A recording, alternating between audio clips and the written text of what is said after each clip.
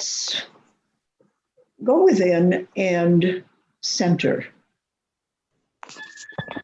Okay, so we are here with the intention of learning together, of becoming more attuned to the heart of peace, the deep causes, the deep reason for peace, the deep awareness for peace that we can then use in our lives going forward. So I invite you to slow your breathing and focus on the peace that you feel as you breathe slowly and deeply, so that we create here a centered awareness that will help us to learn quickly and thoroughly.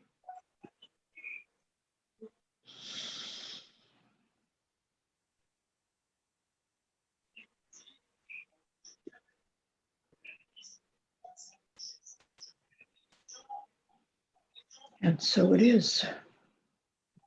Yes. Amen.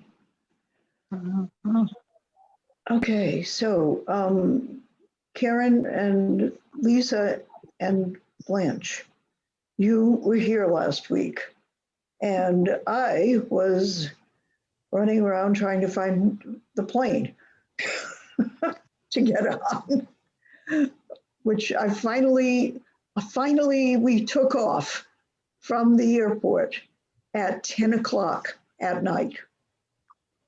Wow. On the fourth plane we'd been assigned to during the day. And then it was a safe flight. We arrived in Boston at midnight 30. We're supposed to get there at 1 p.m. But we got there, and we got there safely. So all is good. But I wasn't able to stay on this seminar because I was just too, there was too much going on that I had to pay attention to in the physical here and now.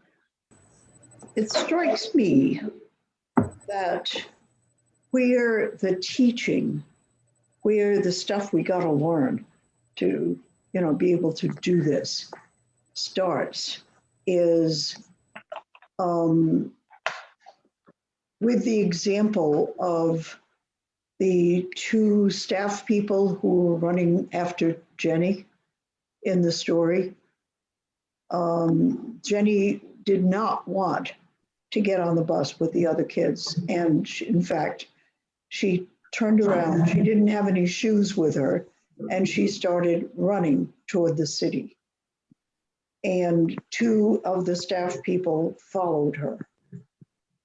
And along the way, they became aware of the fact that her feet were starting to bleed, but she wouldn't listen to them. And one of the staff people took off her shoes and ran after Jenny and said, "Here, put on my shoes." And Jenny still kept running away. And so the guy took off his shoes and they ran after Jenny barefooted. And that actually, although it didn't show up right away, got Jenny's attention and made Jenny realize, oh, because of me, these two people are also getting bleeding feet. It caused her to become aware of the two staff members as human beings, not as objects.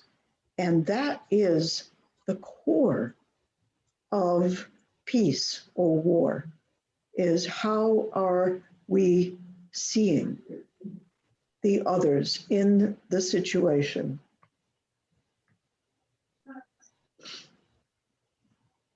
So the heart of conflict or of peace is are we looking at anybody else in the situation as people with feelings or as an annoyance or an obstacle or, as things, as objects.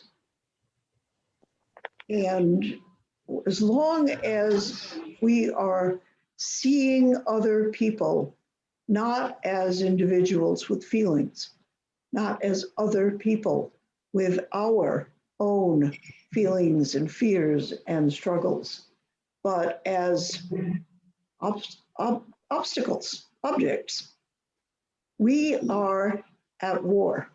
Even if nobody has said a word to anybody, we in ourselves are at war.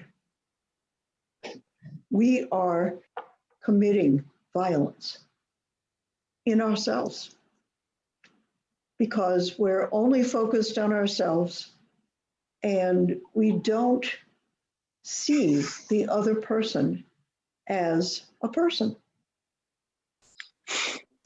And, for instance, I have been aware since my sister died in January, the sister that we buried over the weekend.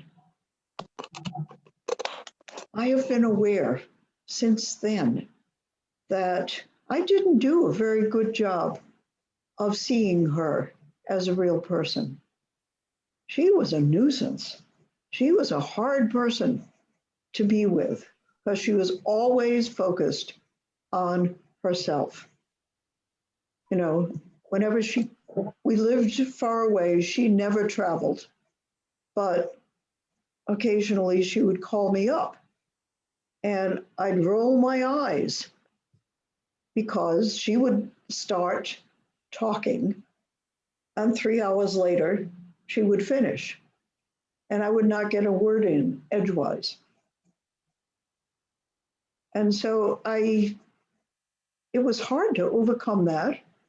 And I didn't manage to do it. I didn't very successfully, except for, on small occasions, once in a while.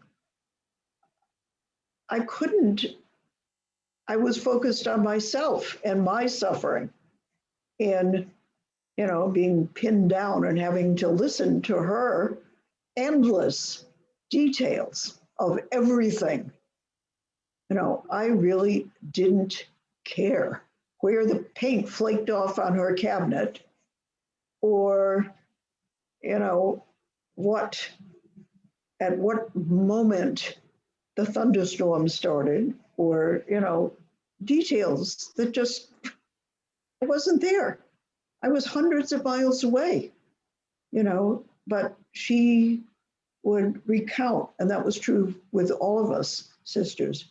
She would just do a monologue. And she was very stubborn.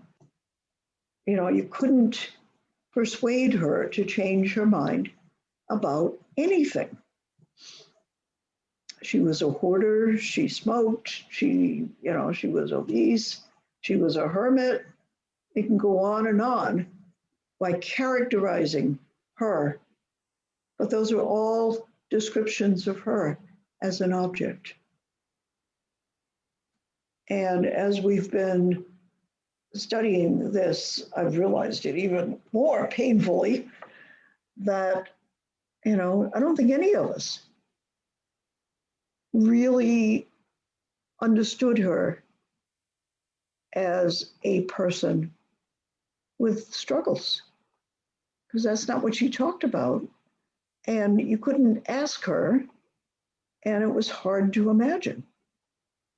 So, I am becoming more and more aware, and it's painful, that, okay, so I didn't do a whole lot to help her make her life better. And I am sorry for that. But That's the kind of thing we don't want to do. I do know that with my mother, whom I always felt in conflict with, it was after she died that one day it was grace. I was able to feel what her big struggle was and why she acted the way she did. And that realization made her into a person. And from then on, I was able to think of her as a person and not to feel abused by her because she was struggling. And I can understand that now. So, being in conflict is not simple. And sometimes it's really a challenge to find a way to understand where a person is coming from. My sister became much more open during her last 6 months and we were in close touch with her by phone. And I think we did a reasonably good job of, helping her and of being a presence for her at that point. But we didn't throughout most of her life. And, it was two-sided. She, the process of collusion okay, let's talk about what we see. When we start to see other people as real people, we become aware of the problems they're struggling with. Do you always have something going on that somewhere in your existence that, you don't like, that you're working on? Yes. We do. Yes. And when we see people as people, we can see that. We know that they too, just like us, have issues going on in their lives. And so a big part of what they're doing, the behavior that we're seeing, is their response to their struggle. It's not about us at all.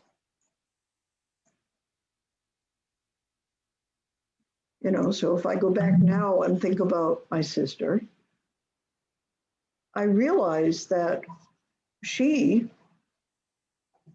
really was struggling to feel accepted. And that's why she was really, she didn't want to converse. She was controlling the situation.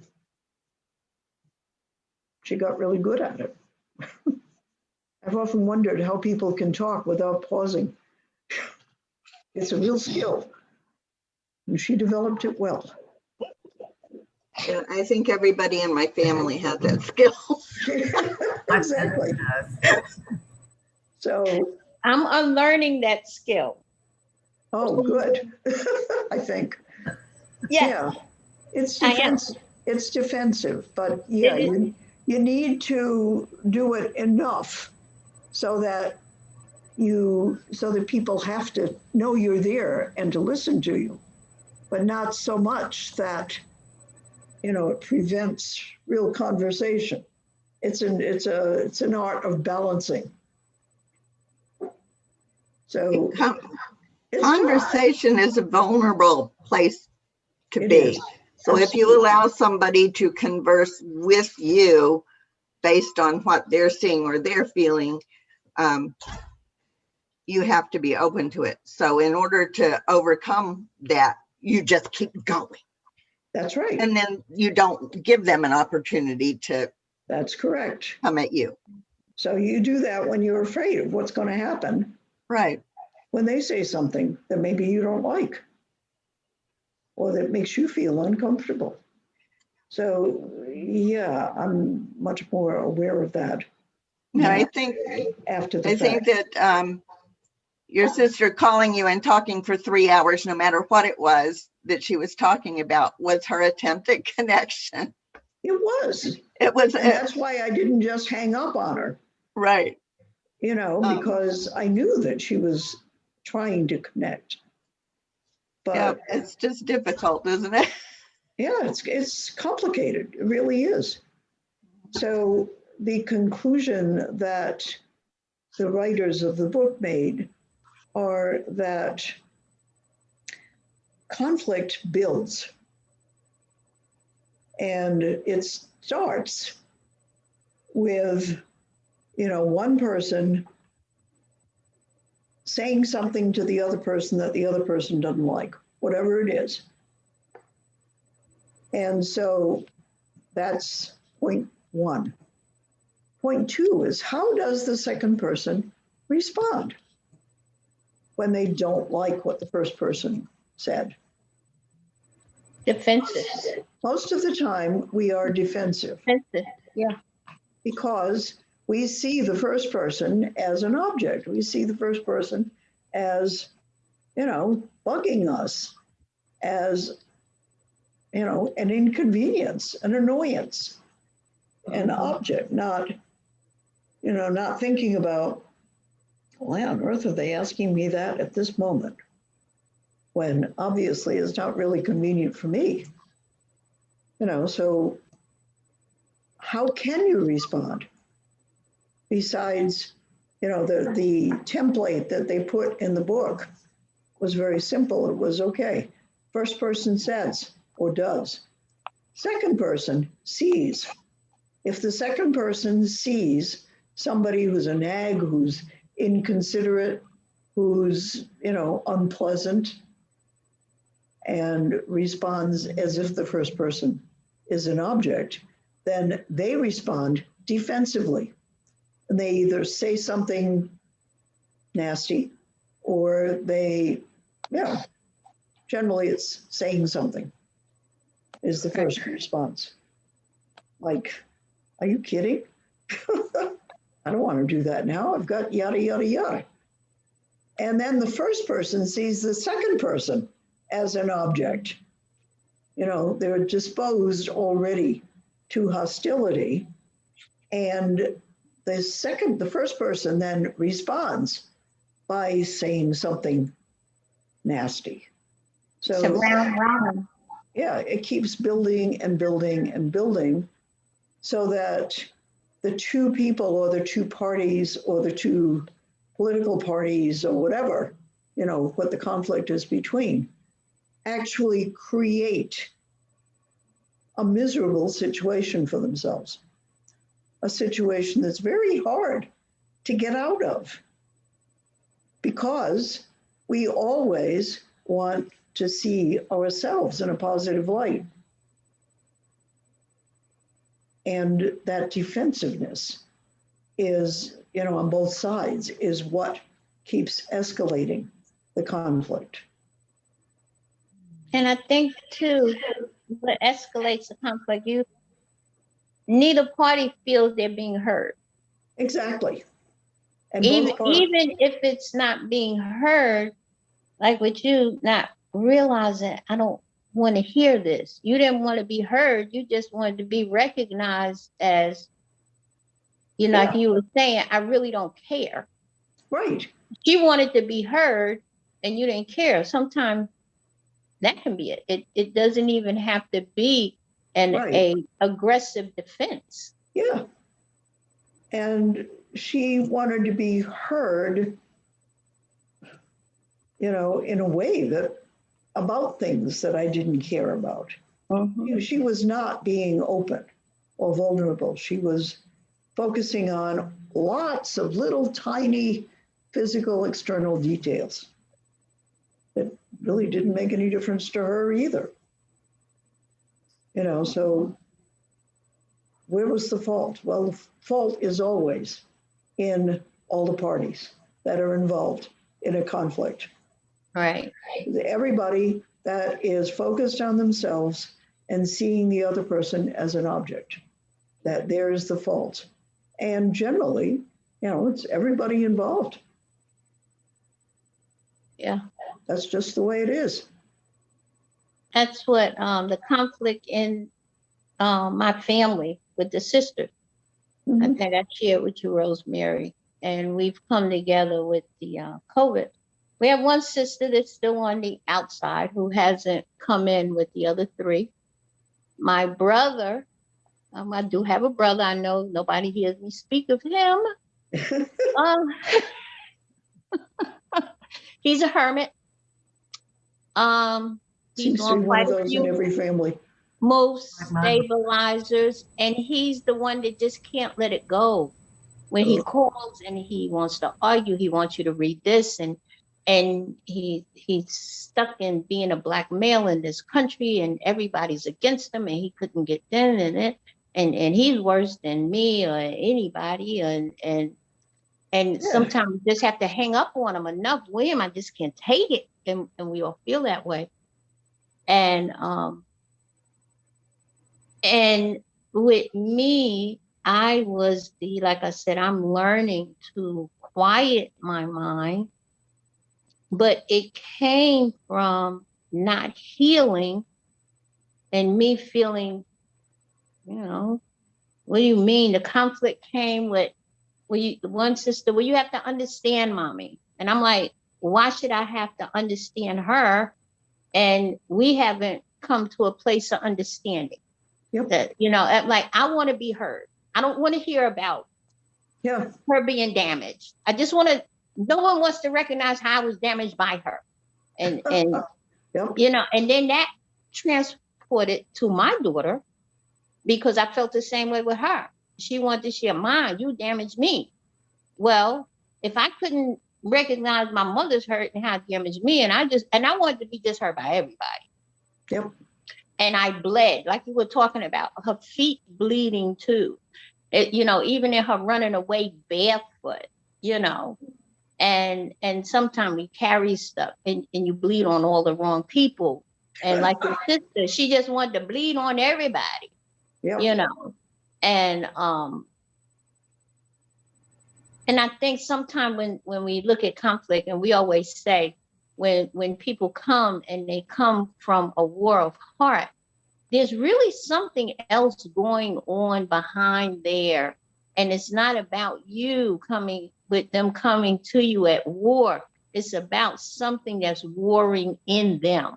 That's right. Mhm.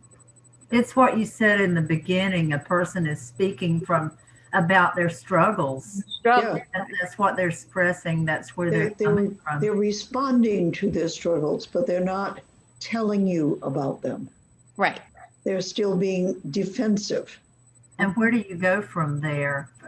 Well, If you have that awareness, having that awareness, do you think that could help you see that person as a person during such a conversation that is maybe driving you crazy yeah. on another level? I'm trying to imagine that, because I thought that was really interesting to say whenever a person is like that or talking for 3 hours about themselves.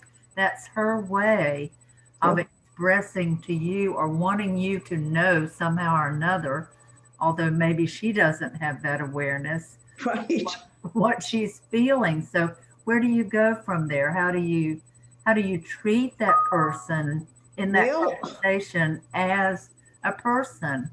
One thing that I find is really helpful, first of all, I have to become aware. Oh, gee, okay, this is Phyllis, responding to her own inner struggle, to feel okay, to feel accepted.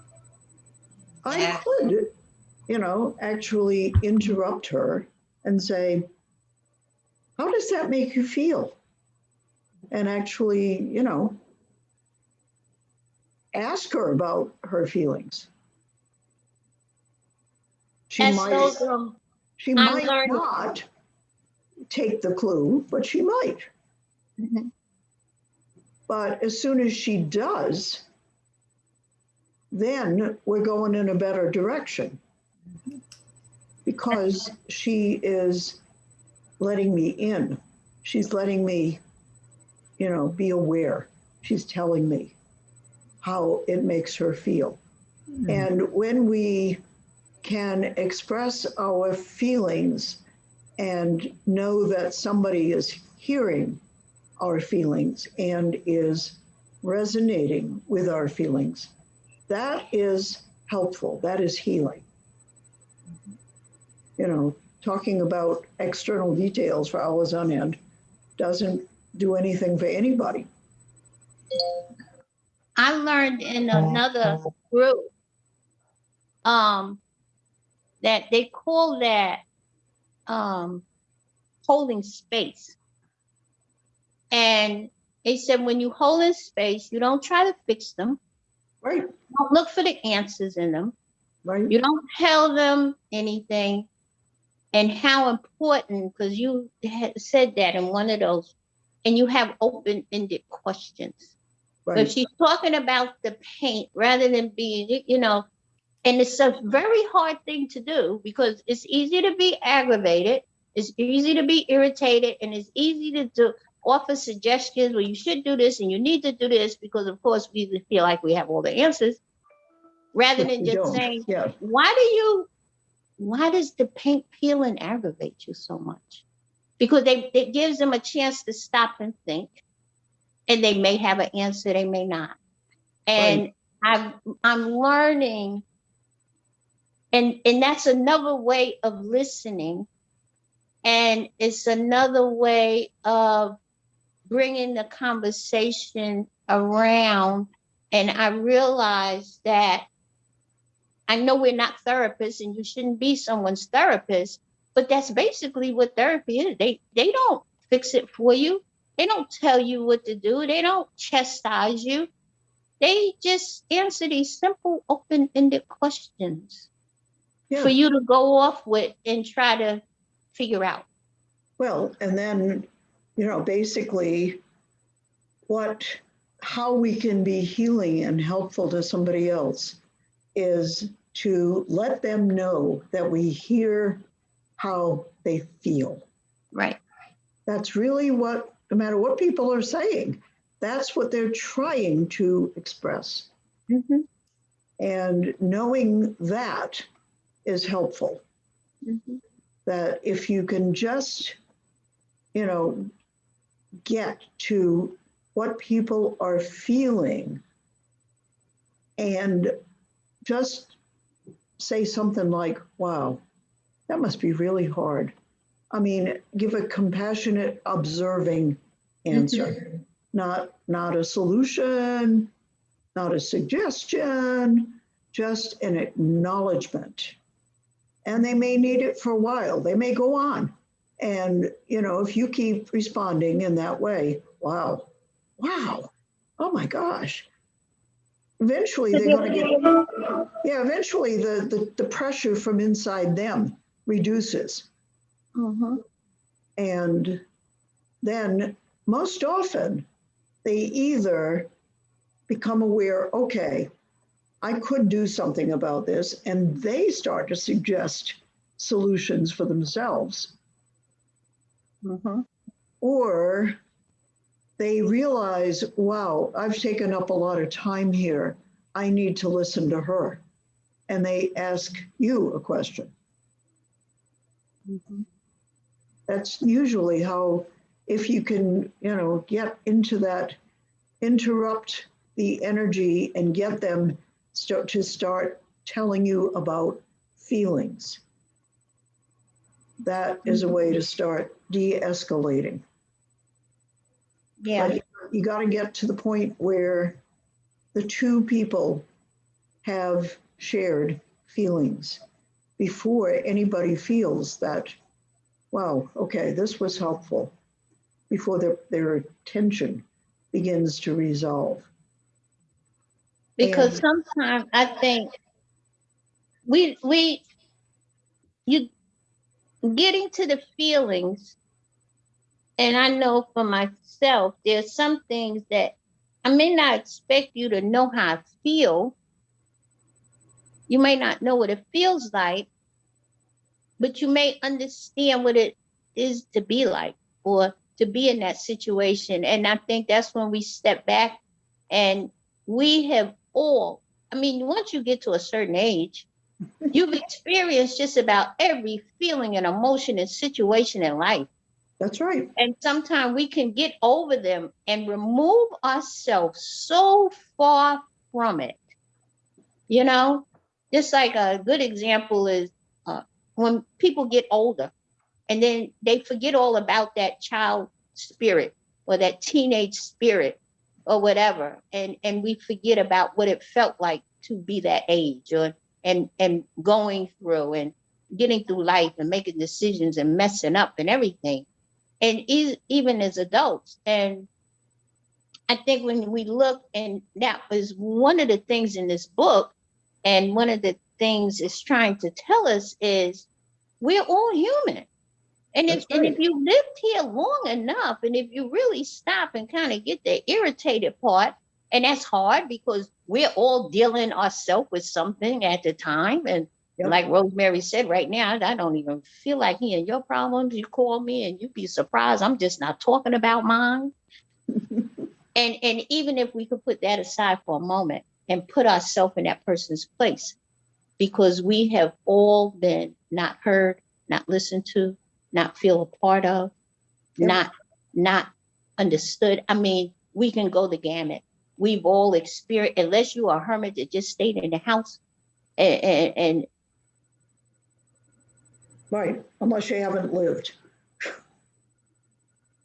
Okay, so does anyone else want to comment on their response to this sequence, their experience with it? Your, your thoughts about it?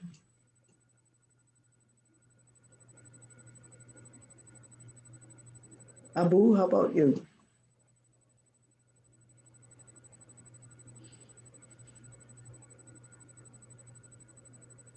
is he frozen?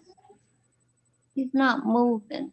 No, he just blinked his eyes. Oh, okay. That's why I was looking real close to see. Yeah. Abu, can you hear us?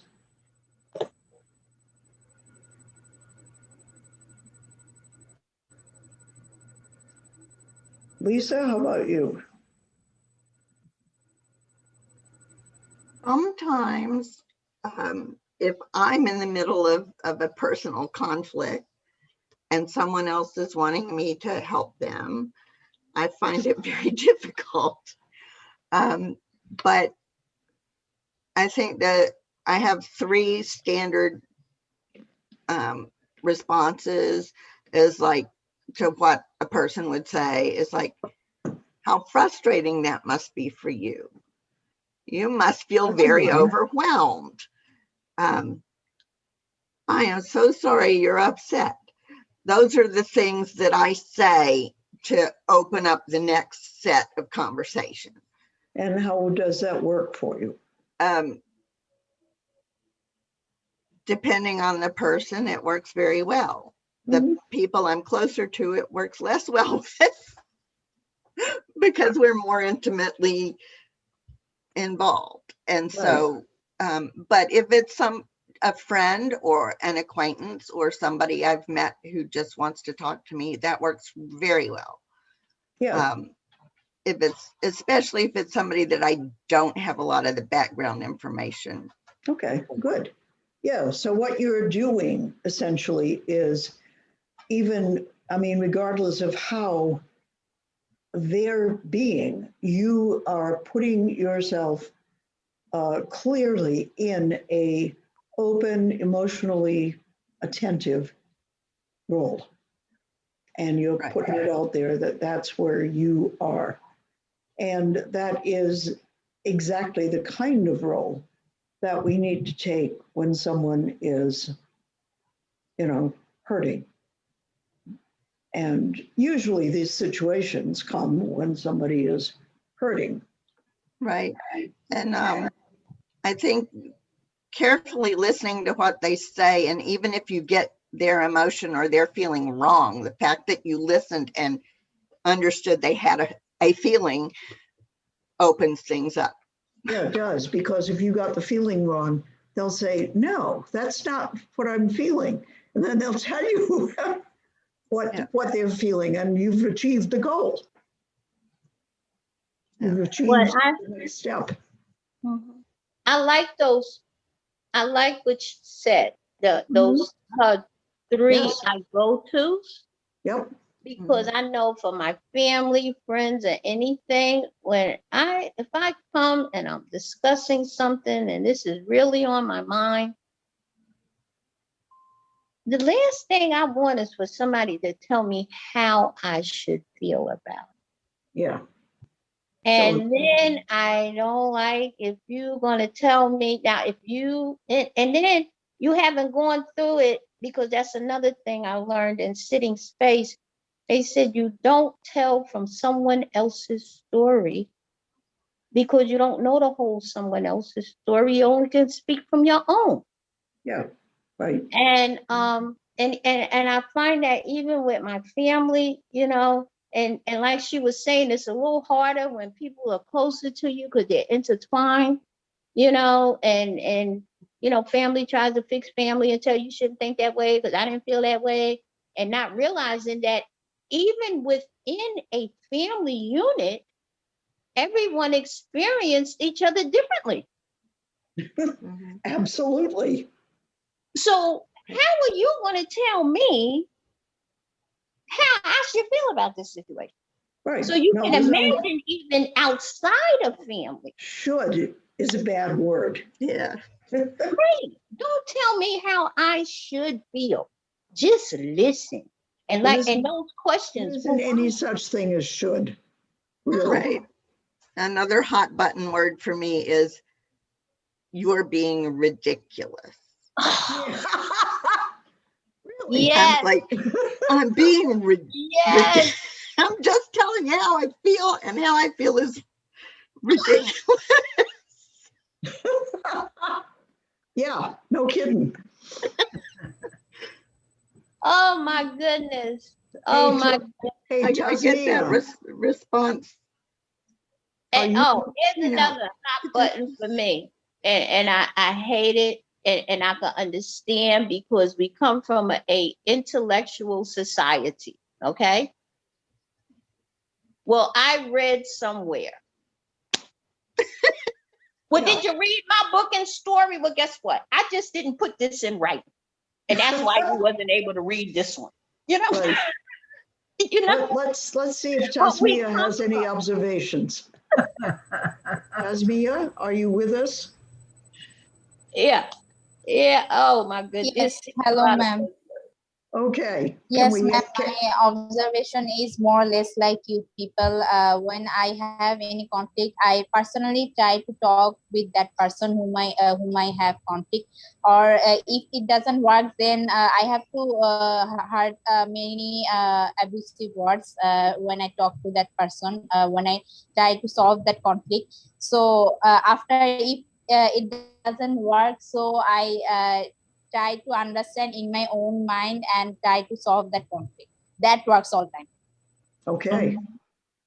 So how do you feel about interrupting a conversation or a monologue by someone else to say, so how do you feel about that? How does it make you Yes, feel? ma'am. If it is needed, one person can interrupt in other person talking and in monologue. But in our society in Bangladesh, lots of elders people and elders don't like it. They try to scold us. That's it. Uh-huh. But I'm sure that, even in Bangladesh, you can have a heart at peace or a heart at war. Yes, ma'am. So that's really what we're trying to understand here is how does it feel to have a heart at peace? And how do you arrive there? How do you make that happen? And in what kinds of situations have you or anybody had, that experience of a heart at war? about you, Karen? Well, I was thinking about one, but I'm not sure I Okay. want to share it. You don't have to. But yeah, you know, I've been in all the situations, I've been in all the boxes, you know. Yeah. But I can't think of an example to share. So you've always been pretty much at peace with everybody in your family? Well, I have four sisters and I a know brother that Blanche, I don't talk about very much. So like yours, but and we all have different ways of looking at things. Politically, it was sort of a struggle, particularly with text.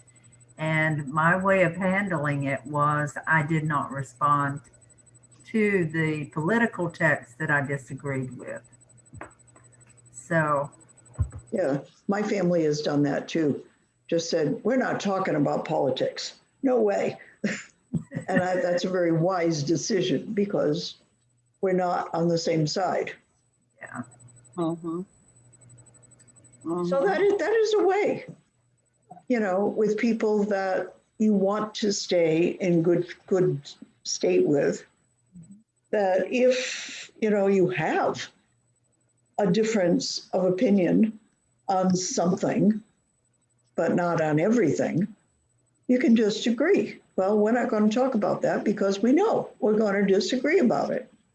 Yeah, well, I'm a fixer. I've got a solution for everything. I see. Good luck. So no, and I used this example. I think it was for Abdul last week. We were talking.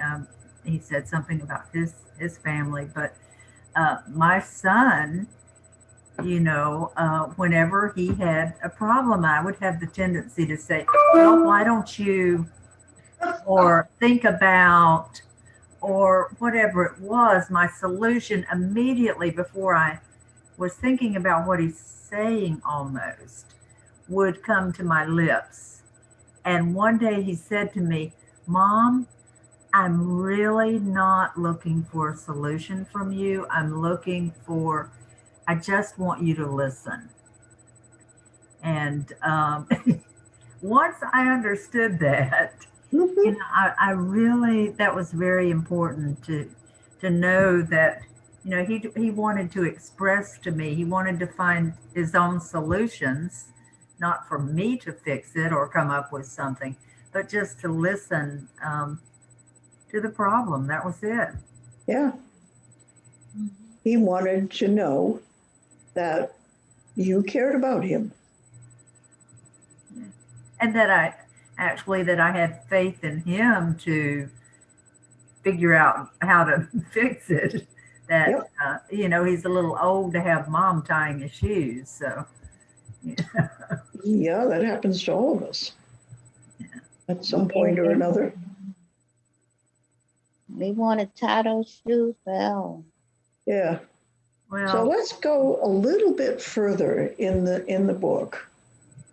After they talk about collusion and how people, you know, harden themselves into a position of two objects bumping against each other, then they talk about escalation. And we know what the word escalation means. It means that the conflict is getting bigger, more hostile, more harder actually to set aside.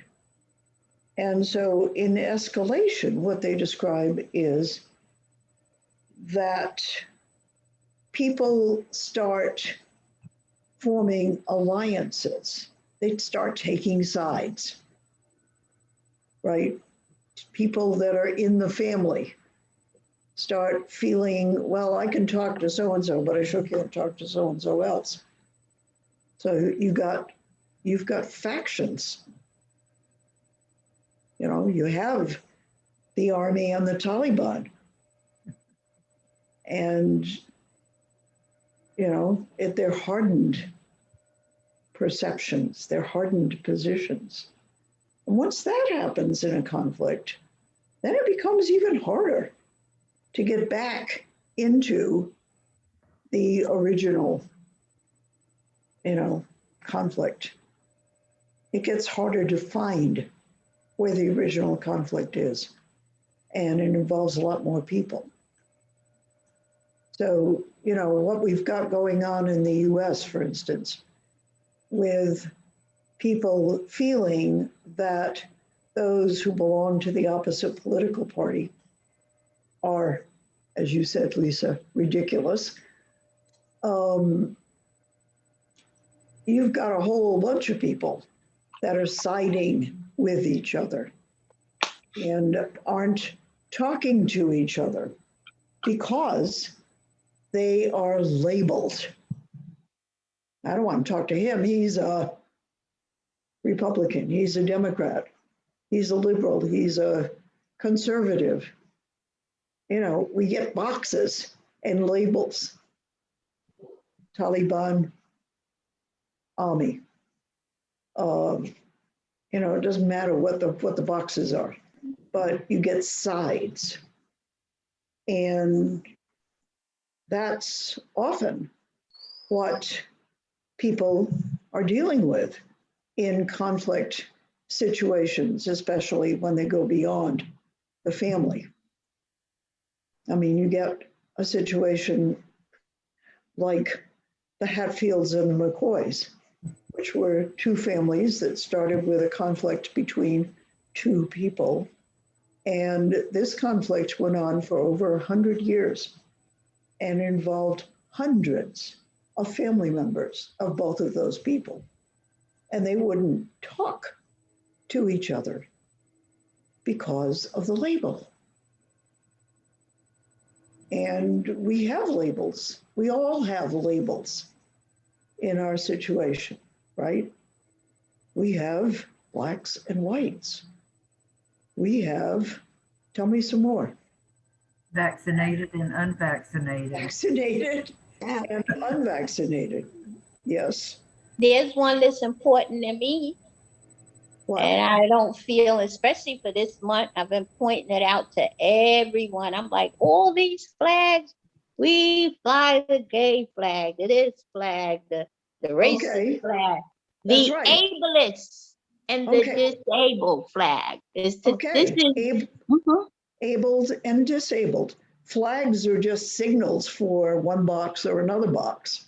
Yeah, but and that's one for Right. me. Okay. Mhm. Anybody think of any other boxes that we put other people in? Labels that we give to people we don't want to have anything to do with? Is there something like that where you are, Abu? Low income. Okay, income, low income, wealthy. There's so many. I was thinking. Say that again. You broke up. I was thinking. Yes, I was thinking to give good and bad. No, Good and I was bad, thinking wow. to give the word good and bad. Okay, Mhm. he's a bad person. Yep. And so once you've labeled somebody, you make all kinds of assumptions about them, right? I mean, a label is a list Yes. of things you believe about the people that you stick that label on. But guess what? Everybody's different. So a label of any kind is automatically wrong. How about you, Tasmia? Can you think of any labels in your place where you live? Ma'am, can you repeat the question once again? Yeah, can you think of any boxes or social boxes or labels? You know, people that Yes, ma'am. you, Yes, ma'am. I agree with you. Yes, ma'am, I agree with you. There are some social boxes and social labels, social up and down labels, up levels and down levels by financially in Bangladesh. Yeah. Okay, by income. Yes, ma'am. Okay. Education is another common dividing point. You know, we've got several uncomplimentary words for both for people who are highly educated and for people who are not, right? Belong, people we feel belong and don't belong. Say that again. You belong here and you don't belong here. Okay, you're from here or you're not. You're not from here. You're Southern or you're a damn Yankee. Right. Yes, Yep, and I'm a damn Yankee. I'm sorry. me too. Yeah, there's dozens of them everywhere. But what we have to be aware of is that when we label another person, we have turned them into an object. And we are at war.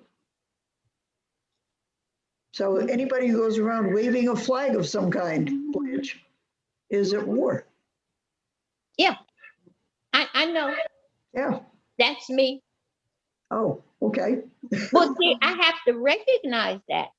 How can I, even in reading this book, before I can expect something to come from someone else, I have to recognize what I have within myself. That is very true. And I have to also recognize that I have a sticky pad that You put labels all over the place, huh? and I have to know that I'm working on putting the pen down Mhm. and taking the sticky pad and going around and apologizing, even within myself, to say I'm so sorry and taking it off, and so sorry and taking them back. And that's my spiritual journey. All right. And basically, good that's the one. premise of this book. Right. I've been called Mhm.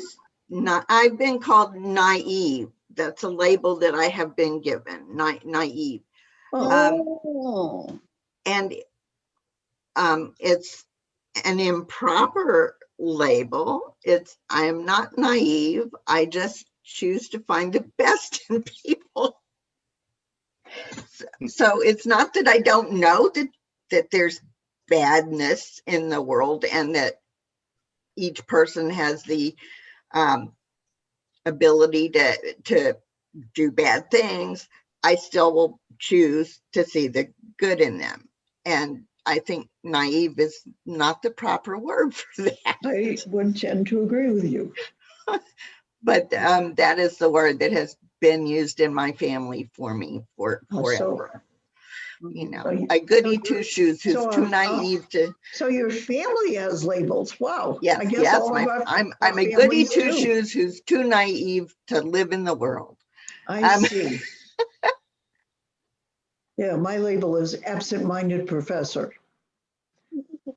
And there's some truth in it. But it is a label. Mine is hippy dippy. Oh, okay. I'm the hippy dippy one in the family because I believe in science and consciousness and you know, oh well, Blanche is the hippie. She likes Yeah. being with those intellectual hippy dippy people. Okay. Karen, have you been labeled in your family? Not as anything negative that I know of. Okay. I'm sure from time to time that has been the case, but I'm the creative one. Okay. So, I mean, and we, you know, in my family, we don't tend to label each other in negative ways. Excellent. I will say we do try to look, and particularly during COVID, we did a lot of projects together, looking for the best in each other, and Whoa. and that particularly has been a project over the past, or since COVID, where, you know, we texted and we had different things that we did together. Wonderful. So yeah, it was. Great. That's being really proactive. I love it. How about you, Tasmia? Has anybody labeled you something in your family? No, ma'am, it's still not now. Say, I'm Doesn't sorry. happen. You have been, No, huh? ma'am. No, ma'am. No one in my family is still now not labels me. No Sorry, one labels in her family. I think she's saying, like Karen. Okay. Thank you. I think that's. Yeah. Abu, how about you?